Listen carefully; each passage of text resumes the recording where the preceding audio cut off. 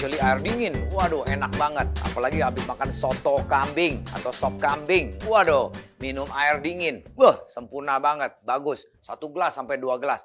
Itu paling enak. Padahal itu paling salah. Karena nggak bagus.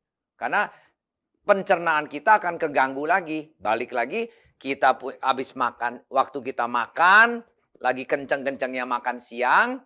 Nah, itu kan semestinya asam lambung bekerja untuk menghancurkan kita punya makanan. Nah, during menghancurkan gitu, kita minum air sebanyak mungkin 1-2 gelas sampai 3 gelas. Nah, asam lambungnya menjadi pudar. Balik lagi, mestinya asamnya 2, pH-nya 2, menjadi karena dapat air banyak, menjadi pH-nya 5. Nah, asam lambung memproduksikan lebih banyak asam lambung untuk menghancurkan makanan lagi. Itu yang cycle-nya yang salah. Menjadi kita punya asam lambung produksi lebih banyak daripada normalnya. Akhirnya menjadikan kita kembung, nggak enak. Aduh, kayaknya kembung, banyak e-nya, banyak asamnya keluar dari mulut. Ya ini karena proses kesalahan yang tidak normal. Punya proses asam lambung seharusnya keluar 10, karena ada air, jadi dia mesti keluar 20. Kebanyakan asam lambung untuk hancurkan makanan yang kita makan, hasilnya kembungnya kita punya mah, jadi kita kesana kebanyakan asam lambung, jadi makan obat untuk menurunkan asam lambung. Nah ini jadi kacau keseluruhannya. Ya. Nah kedua juga, karena asam lambungnya kurang bagus, keluarnya kurang asam, kurang banyak, jadi kita juga bisa meningkatkan insulin kerja lebih keras. Jadi akhirnya apa? Kita bisa meningkatkan darah kencing manis kita. Ya, jadi ini juga salah satu yang tidak baik. Nah, Pak kalau bilang ini nggak baik, itu nggak baik, habis makan nggak boleh minum. Gimana dong kalau saya lagi makan kan seret, nah ininya mulutnya. Boleh. Jadi waktu makan, jangan habis makan minum banyak air, nggak. Yang bagusnya adalah waktu makan, kan ada sup. Minum sup, cekukan dah tuh 2 sendok sup, makan lagi. Itu salah satu alternatif. Kedua, yang baik sesudah habis makan tunggu 1-2 jam baru minum air. Yang 1 gelas atau 2 gelas. Itu juga oke. Atau sebelum makan 40 menit kita udah minum air dulu. Lancarkan kita punya mahnya atau dicuci, dikuras dulu, bersih-bersihin dulu. Dengan air kita buangin kotoran-kotorannya atau detoxnya, baru kita makan. Waktu makan, minum sedikit sup, campuran sup sedikit-sedikit, ambil makan, sup. Sudah habis makan, diam.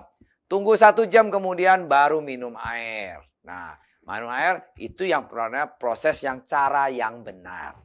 Nah, seringkali yang kelima ini melewatkan 1 gelas air sebelum tidur. Karena excuse-nya bilang, nah kalau saya sebelum tidur saya minum air 1 gelas, nanti cepet pipis dong, saya keganggu dong, tidurnya nggak nyenyak, nggak bisa full 8 jam. Ya, itu teorinya. But sebenarnya itu juga nggak baik. Karena kenapa?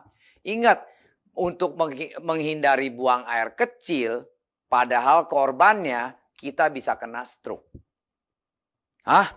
Yang benar Pak? Benar. Kalau kita sebelum tidur minum 1 gelas air itu menolong stroke kita, bisa menolong nyawa kita. Penting banget.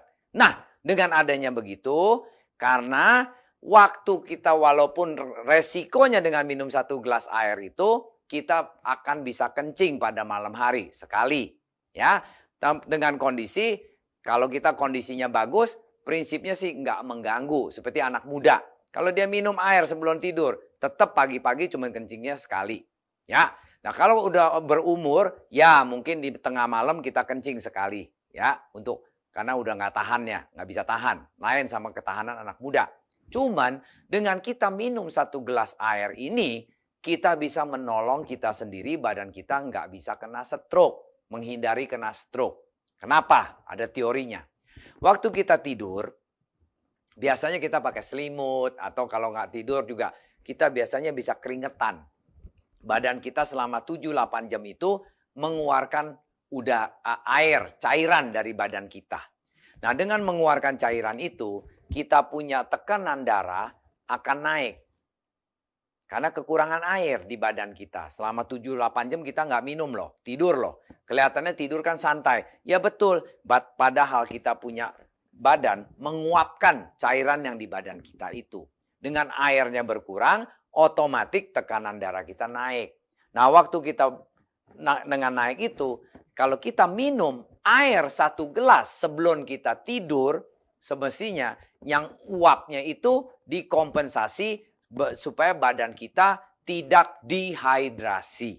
Dengan tidak dehidrasi, menstabilisasikan tekanan darah kita di masa tidurnya kita. Jadi pas kita bangun, kita menghindar jadi tidak kena stroke. Nah, kalau orang tidak minum, pas bangun darah tinggi lagi tinggi, badan dehidrasi, kekurangan air, nah tekanan darah tinggi, resiko stroke-nya jauh lebih besar.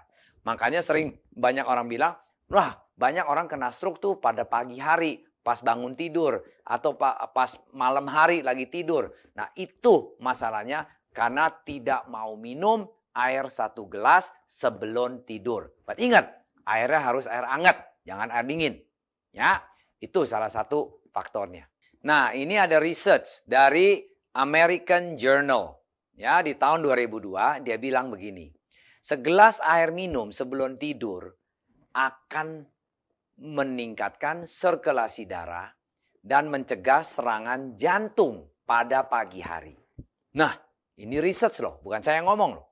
Ya, kedua, 8 gelas air minum sehari bisa mencegah serangan jantung. Air dapat membantu pencegahan penyakit jantung yang fatal. Nanti kita bicarakan air terapi ya. But ini hari kita bicarakan dulu. Ini dari riset sudah ada 3 faktor tadi. Nah sekarang kita seringkali di malam hari lagi tidur nyenyak-nyenyak, mendadak mau kencing. Oke, kita bangun, kita pipis. Habis kita pipis, kita selalu balik ke ranjang lagi, tidur tanpa minum. Ini nggak boleh. Yang bagus adalah habis pipis, kita sebelum tidur ke ranjang lagi, kita harus minum 2 cekuk atau 3 cekuk, maksudnya glek air hangat. Makanya paling bagus di kamar ada air termos, Pak, kasih minum air hangat. Untuk apalagi orang yang udah usia 40-50 ya. Nah itu dengan minum air hangat, itu menghindari kena stroke pada waktu bangunnya. Karena kita ingat, udah malam dehidrasi, kita pipis lagi, buang airnya banyak, habis itu kita tidur lagi, itu akan naikkan tekanan darah tinggi kita. Kedua, di badan kita airnya udah kebuang banyak, tidur dehidrasi, pipis dibuang lagi, badan kita berarti sudah kosong. Selama 6-7 jam itu nggak diisi air. Nah itu resiko kena serang jantung. Makanya paling bagus kalau kita lagi tidur, bangun, mau pipis, pipis saja. Habis pipis, minum air hangat 1,5 gelas kek atau berapa cengkuk air lah. Supaya kita mengkompensasi air yang banyak hilang itu diisi balik supaya badan kondisinya tekanan darahnya nggak naik menjadi stabil. Nah itu penting banget. Seringkali banyak orang kena stroke di malam hari ya gara-gara ini. Atau seringkali orang bangun tidur, pipis, habis itu jatuh, di kamar mandi. That's it, bye-bye.